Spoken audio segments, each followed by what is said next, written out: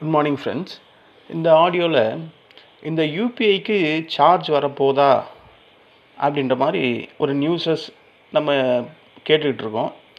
இனிமேல் இந்த Google Pay, PhonePe பயன்படுத்தினா நம்ம அதுக்கு பணம் செலுத்தணுமா அப்படின்ற மாதிரி ஒரு கொஸ்டின்ஸ் எல்லார் மனசுலையும் இருக்குது.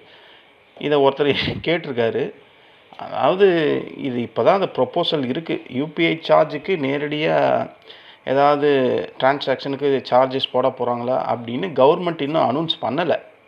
ஃபினான்ஸ் மினிஸ்ட்ரி நிர்மலா சீதாராமன் தெளிவாக சொல்லிடுறது என்னென்னா, சாதாரணமாக யூபிஐ பேமெண்ட் ஃப்ரீயாக தான் இருக்கும், அது அப்படியே தான் தொடரும் அப்படின்னு தான் சொல்லியிருக்காங்க. ஆனால் தற்போது பேசப்படுறது எம்டிஆர் அப்படின்னு சொல்கிறாங்க. எம்டிஆர்னால் மெர்ச்சன்ட் டிஸ்கவுண்ட் ரேட், அதை பற்றி தான் அவங்க சொல்லிகிட்டு இருக்காங்க. அதாவது கடைக்காரங்க, பெரிய வணிகர்கள் அவங்க செலுத்த வேண்டிய கட்டணமாக இது வரும் அப்படின்ற மாதிரி சொல்லிக்கிட்டு இருக்காங்க. உதாரணம் எப்படின்னா, ஒரு 2000 ரூபாய்க்கு மேலே சில பெரிய வணிகர்களுக்கான யூபிஐ டிரான்சாக்ஷன் அங்கே நடந்தால் 0.3லேருந்து 0.5 அந்த மெர்ச்சன்ட் எம்டிஆர்னு சொல்கிறோம்ல, அந்த டிரான்சாக்ஷன் சார்ஜ் வரலாம் அப்படின்ற மாதிரி, மெர்ச்சன்ட் டிஸ்கவுண்ட் ரேட்டு வரலாம் அப்படின்ற மாதிரி பேசப்பட்டுக்கிட்டு இருக்குது. ஆனால் இது பெரிய லெவலில் இன்னும் ஃபினான்ஷியல் டிசிஷன் இன்னும் பெரிய லெவலில் வரலை அப்படின்றது தான் உண்மை. ஸோ இப்போ நம்ம அதை பற்றி தான் தெளிவாக இந்த ஆடியோவில் பார்க்க போகிறோம். யூபிஐ சார்ஜுக்கு வரப்போதா, யூபிஐ டிரான்சாக்ஷனுக்கெலாம் சார்ஜஸ் வரப்போதா, இனிமேல் கூகுள் பே, ஃபோன்பே பயன்படுத்தினா நம்ம பணம் கட்டணுமா அப்படின்னு பார்த்தா, இந்தியாவில் முழுக்க தினமும் கோடிக்கணக்கான மக்கள் கூகுள் பே, ஃபோன்பே, பேடிஎம் இது மாதிரி யூபிஐ ஆப்பை பயன்படுத்துகிறாங்க. நம்மளே எல்லாருமே அதை தானே யூஸ் பண்ணுறோம். ஒரு டீ குடித்தாலும் யூபிஐ தான், ஒரு பெட்ரோல் போட்டாலும் யூபிஐ தான், ஒரு சாதாரணமாக 10 ரூபா டிரான்சாக்ஷன் பண்ணாலும் யூபிஐ தான். இப்படி நம்ம வாழ்க்கையில் ஒரு பகுதியாகவே மாறி போனது தான் இந்த யூபிஐ. இனிமேல் இதுக்கு சார்ஜ் வரப்போகுது அப்படின்னு கேட்டால், இந்த நியூஸை கேட்டவுடனே பல பேர் பயந்துட்டாங்க. சமீபமாக இந்த நியூஸு ஸ்ப்ரெட் அவுட் ஆகிட்டே இருக்குது. இனிமேல் அப்போ யூபிஐக்கு நம்ம பணம் அனுப்பினா டேக்ஸ் கட்டணுமா அப்படின்ற மாதிரி, கூகுள் பே பயன்படுத்தினா சார்ஜ் பிடிப்பாங்களா அப்படின்ற மாதிரி அந்த விளக்கத்தை தான் நம்ம இதில் பார்க்க போகிறோம். யூபிஐ எப்படி ஃப்ரீயாக இருக்குது, அது ஒரு கேள்வி. நீங்கள் கூகுள் பேயில் இருந்து உங்கள் ஃப்ரெண்ட்ஸுக்கு ஒரு 1000 ரூபாய் அனுப்புகிறீங்க. இந்த டிரான்சாக்ஷன் நடக்கிறதுக்கு எதெல்லாம் வேலை செய்யணும்? பேங்க் சர்வர் வேலை செய்யணும், அந்த என்பிசிஐ அப்படின்னு சொல்லக்கூடியது வேலை செய்யணும், பேமெண்ட் கேட்வே அது வேலை செய்யணும், ஆப்போட இன்ஃப்ராஸ்ட்ரக்சர்ஸ் இது வேலை செய்யணும். இதுக்கு எல்லாத்துக்கும் வேலை செய்யறதுக்கு கண்டிப்பாக ஏதோ ஒன்று இருக்குமா இருக்காதா? கண்டிப்பாக செலவு இருக்க தானே செய்யும். ஆனால் அந்த செலவை உங்ககிட்ட இதுவரையும் கவர்மெண்ட் வாங்கலை.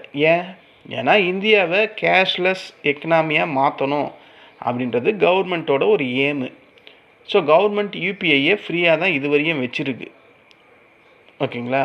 இப்போ பிரச்சனை என்னென்னா, 2016 இருந்து யூபிஐ இன்றைக்கி உலகத்திலே மிகப்பெரிய டிஜிட்டல் பேமெண்ட் சிஸ்டமாக வளர்ந்துருக்கு. அதில் எந்த சந்தேகமும் இல்லை. டிரான்சாக்ஷன் வால்யூம் பெரிய லெவலில் இன்க்ரீஸ் ஆகிட்டே இருக்குது. ஓகே, பேங்க்கு செலவு அதிகமாகுது, பேமெண்ட் கம்பெனிஸோட செலவு அதிகமாகுது, டெக்னாலஜி காஸ்ட்டு அதிகமாகுது. அதனால தான் சில பேங்க்கு மற்றும் இண்டஸ்ட்ரியஸ் குரூப் என்ன பண்ணுறாங்கன்னா, குறைந்தபட்சம் பெரிய மெர்ச்சன்ட், பெரிய வணிகர்களிடமிருந்து இந்த எம்டிஆர் வாங்கலாம் அப்படின்ற மாதிரி திங்க் பண்ணுறாங்க அப்படின்னு சொல்ல தான் ஆரம்பிச்சிருக்காங்க. எம்டிஆர் என்றால் என்ன அப்படின்னு நம்ம கேட்டால், எம்டிஆர்னால் நான் ஆல்ரெடி சொன்ன மாதிரி மெர்ச்சன்ட் டிஸ்கவுண்ட் ரேட். இது டேக்ஸ் கிடையாது. இப்போ உதாரணம், ஒரு ஷாப்பிங் மாலில் போய் நீங்கள் 10,000 ரூபாய்க்கு யூபிஐ பேமெண்ட் செய்கிறீங்கன்னு வச்சுக்கிங்களேன்.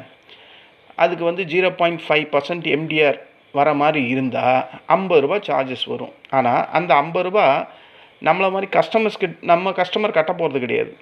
யார் கட்டுவா? அந்த மாலோட மெர்ச்சன்ட் தான் கட்டுவார், ஷாப் ஓனர் தான் கட்டுவாருன்னு சொல்கிறேன். அப்போது ஷாப் ஓனர் கட்டுற மாதிரி இருந்தால் அந்த சார்ஜஸ் யாருக்கு வர வாய்ப்பு அதிகமாக இருக்குது அப்படின்ற கேள்வி தான் இப்போது பேசப்பட்டுக்கிட்டு இருக்கு.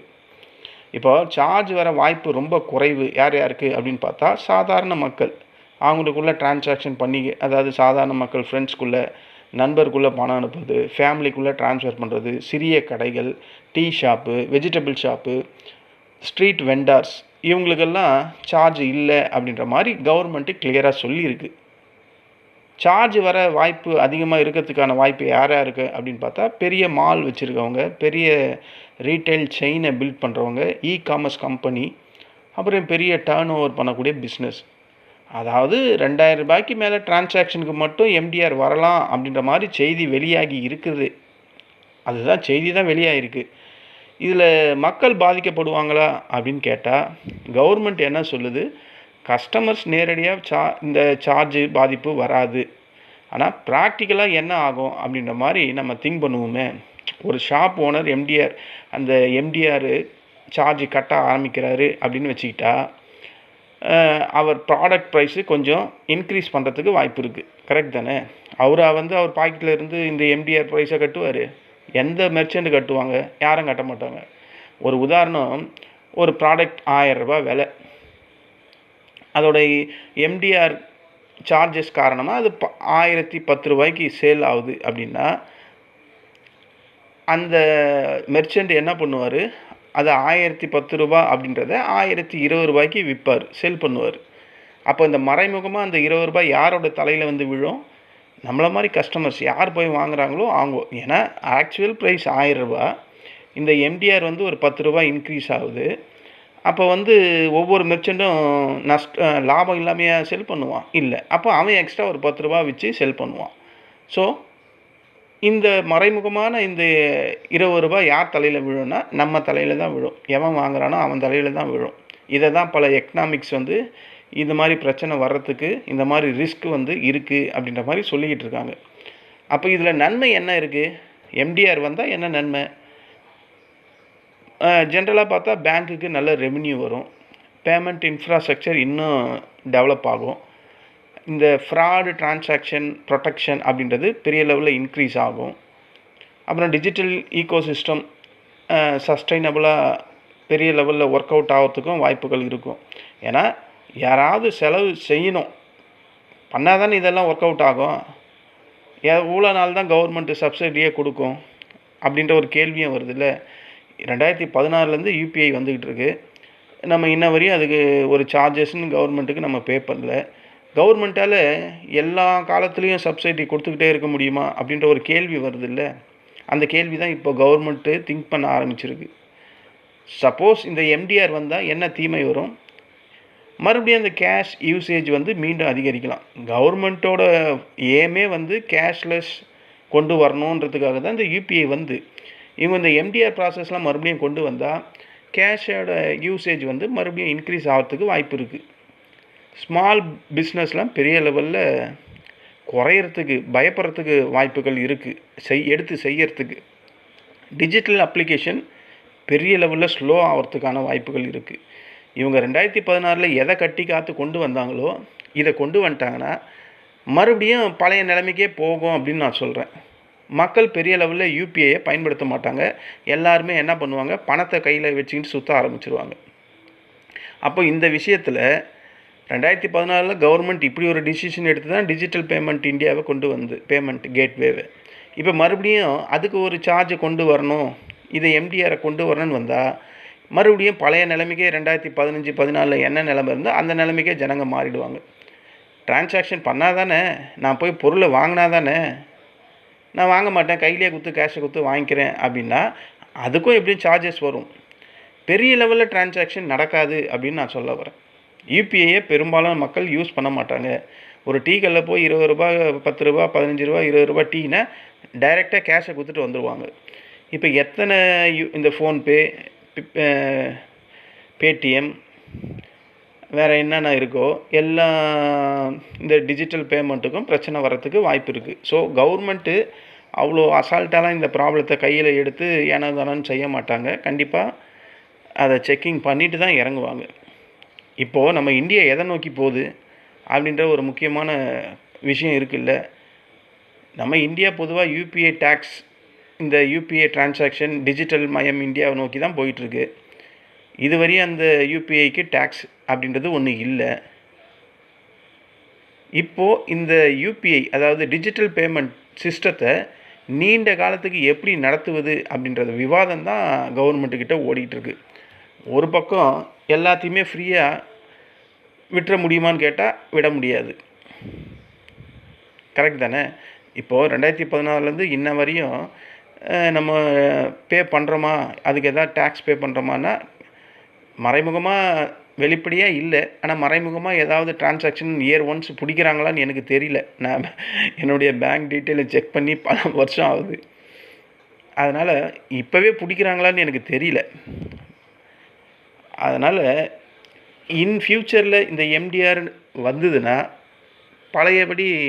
பழைய அந்த டிரான்சாக்ஷனே தான் மக்கள் விரும்புவாங்க அப்படின்றதுல எந்த டவுட்டும் கிடையாது.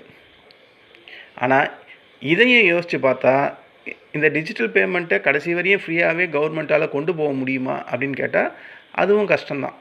ஸோ கவர்மெண்ட் அப்போ என்ன பண்ணும், இந்த பக்கம் இந்த சிஸ்டத்துக்கு ஆகிற செலவையும் பார்க்கணும், இந்த பக்கம் மக்களுக்கு ஃப்ரீயாக கொடுக்குற அந்த சிஸ்டத்தையும் கொண்டு வரணும். அப்போ கவர்மெண்ட் இந்த ரெண்டுத்தையுமே ஒரு பேலன்ஸ்டாக பார்த்துக்கிட்டு அதுக்கேற்ற மாதிரி டிசிஷன் எடுப்பாங்க அப்படின்ற மாதிரி எனக்கு தோணுது. இப்போதைக்கு கூகுள் பே பயன்படுத்தினா சார்ஜ் எதுவும் வரப்போகிறது இல்லை, நம்ம யாரும் பயப்பட தேவையில்லை.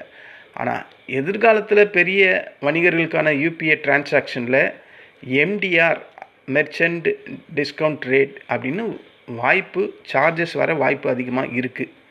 இது கஸ்டமரை நேரடியாக பாதிக்குமா அப்படின்னு கேட்டால் தெரியல. அல்லது விலைவாசி மூலயமா மறைமுகமாக பாதிக்குமா அப்படின்னு வந்தால் தான் நமக்கு தெரியும். அது வரையும் இப்போ நடக்கிற இந்த விஷயங்களை நம்ம இப்படியே தான் போய்கிட்டே இருக்கும். இந்த 2 விஷயத்தை நம்ம பார்க்கணும். இது வந்ததுக்கப்புறம் இதோட இம்பேக்ட் எந்த லெவலில் இருக்குது அப்படின்றது நமக்கு தெரியும்னா வந்தால் தான் தெரியும். ஸோ நீங்கள் என்ன நினைக்கிறீங்க? உங்கள் கருத்து என்ன? யூபிஐ ஃப்ரீயாக இருக்கணுமா, இல்லை பெரிய மெர்ச்சன்ட் நிறுவனங்கள் இந்த எம்டிஆர் சார்ஜை கட்டணுமா? உங்களோட கருத்து என்னன்னு கமெண்ட்டில் சொல்லுங்கள். இதுதான் இப்போது ரொம்ப டீப்பாக எல்லாரும் பேசக்கூடிய ஒரு நியூஸாக இருக்குது. சரி, நம்ம அதையே பேசுவோமே அப்படின்றதுனால இந்த டிஜிட்டல் பேமெண்ட் யூபிஐ ஃப்ரீ இல்லை இதுக்கு எம்டிஆர் கொண்டு வரணுமா, இல்லை இந்த யூபிஐ ஃப்ரீயாகவே இருக்கட்டுமா அப்படின்ற உங்கள் கருத்தை சொல்லுங்கள். இதை தான் நான் கன்வே பண்ணணும்னு நினச்சேன். இந்த ஆடியோ உங்களுக்கு பிடிச்சிருந்தா என்னுடைய சேனலை சப்ஸ்கிரைப் பண்ணுங்கள். நன்றி, வணக்கம்.